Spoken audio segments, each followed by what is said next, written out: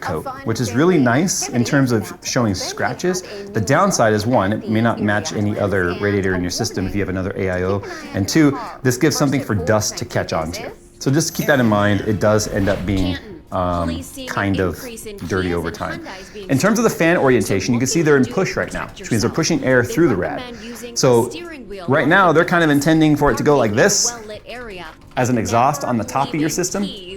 But if you're going to use it as an intake on the front, and then you're going to use a CPU exhaust, it's getting twisted on me, there we go. If you're going to use it on the front, like that, you're going to have to flip the fans around.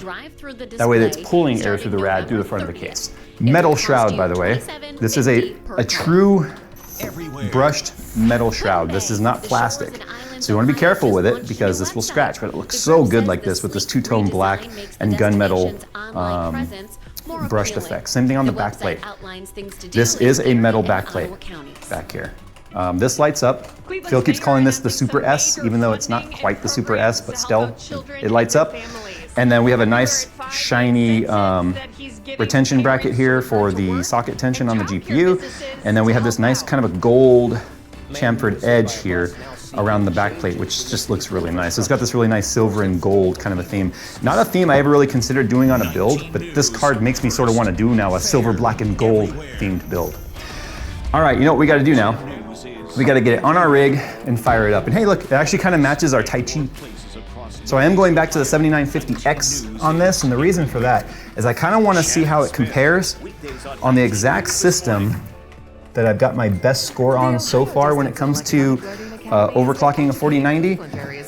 Fun fact, I am way down the leaderboard now. I'm like number 50. So many 4090s have made their hands into different systems, and so much Silicon lottery out there. BPS Customs like completely demolished our score by like 600 points. And I know Steve's getting ready to do some bearded hardware overclocking with him. And so I'm just going to be kind of keeping my ear to the ground and watching what they're doing in silence. And then one day, if I do beat their scores, I'll just kind of flick it online and not really say anything. I don't think this is going to be a quote-unquote RIP GN, RIP BPS Customs type of event, only because of the fact that we are so locked down with these cards where voltage limit being a significant factor on this one.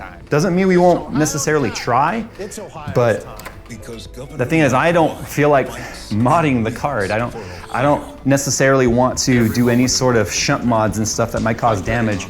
That card sitting on the pegboard back there. Well, not that exact one, actually. The one behind it. That's the one that made Louis